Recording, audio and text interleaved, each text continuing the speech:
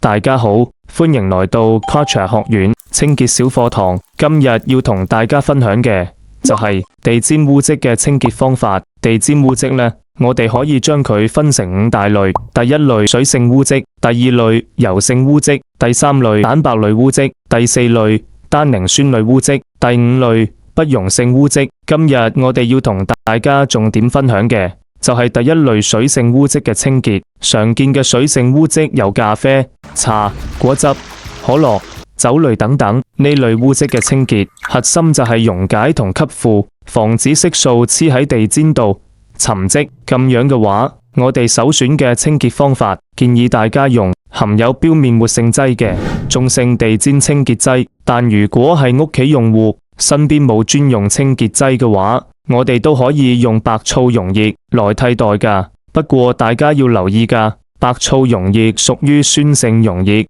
唔可以喺地氈表面長時間停留嘅下。OK， 我哋唔多講廢話，馬上展示實操環節。